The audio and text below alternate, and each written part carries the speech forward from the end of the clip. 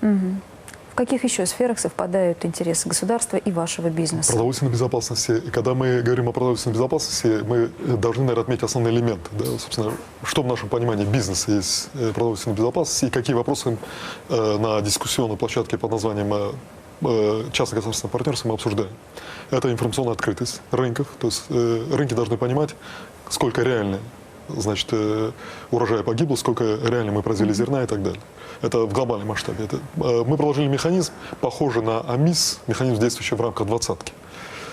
Значит, это первый элемент. Второй элемент – это технологии, новые технологии сельского хозяйства, которые позволят России увеличить производительность зерна. Да, вот в прошлом году мы произвели одно количество зерна, экспортировали 27 миллионов тонн зерна. В этом году мы произвели из-за засух меньшее количество зерна и, ну, наверное, вряд ли будем экспортировать априори больше 12 миллионов зерна.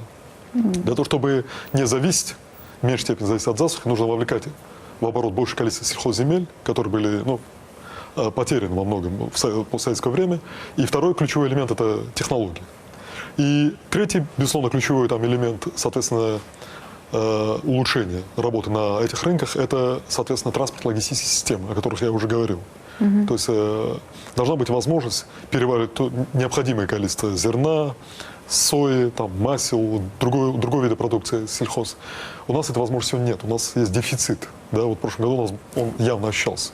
И мы, как сумма группы, хотим, соответственно, только на юге увеличить с сегодняшних 11 миллионов возможностей нашего порта до 17 миллионов зерна экспорта.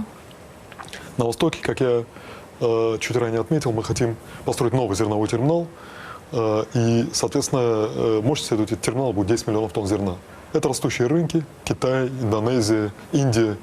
Основной рост, собственно, будет там. И основная масса голодающих, чуть менее миллиарда, 925 миллионов голодающих по всему миру, соответственно, как раз таки находится в Северной Африке и в Азии.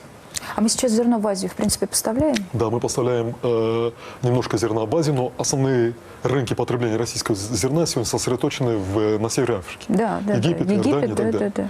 В Азии тоже есть нехватка, но надо это делать немножко быстрее, потому что и австралийцы, и другие там латиноамериканские компании, Бразилия, Аргентина борются за эти рынки. Ключевой элемент – это, соответственно, отсутствие возможности перевалочных на Дальнем Востоке. Что мы, собственно, собираемся решить? Развитие перевалочных мощностей гарантирует, я так подозреваю, что требует значительных вложений. Но насколько будет гарантирована загруженность этих терминалов? Учитывая то, что как только у нас случается засуха, правительство вводит заградительные пошлины на экспорт зерна, там, и вплоть до эмбарго. И, скажем так, а где вы будете брать зерно? И потом, как вы понимаете, мы теряем эти рынки. Разумеется, потому что люди поискали, не дождались хлеба и пошли покупать в другом месте. Евелина, вы знаете, с засухой и так далее можно бороться не только за счет того, чтобы распечатывать наш интервенционный фонд, но можно, собственно, закупать зерно. Можно закупать зерно в Аргентине, можно закупать зерно в Австралии, если нам его не хватает. Это первый элемент. Нам не грозит, соответственно, нехватка зерна, потому что у нас 72 миллиона прогноз производства зерна и 16 миллионов переходящий остаток. Да?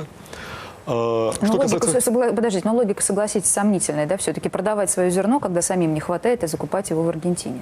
У нас нет Если это по-другому, то скажите, объясните. У нас нет вообще проблемы сегодня, там, скажем так, может быть, 5 миллионов мы продадим с интервенционного фонда. 72 миллиона – это примерно тот порог, который нам необходим к осуществлению нашего внутреннего потребления.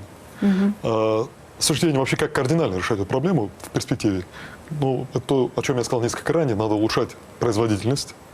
Для этого нужно закупать новые технологии у наших партнеров, и мы в этом направлении работаем.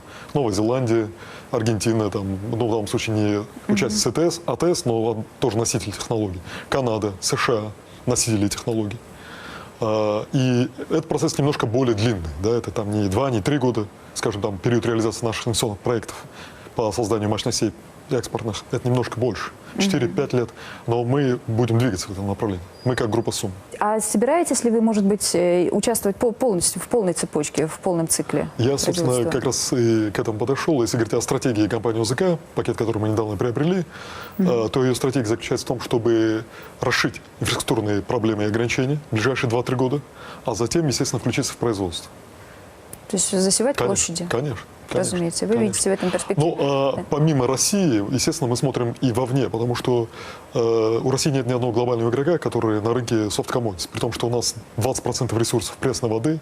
Мы наряду с Латинской Америкой, наверное, такая естественная лаборатория для точки роста производства сельхозпродукции.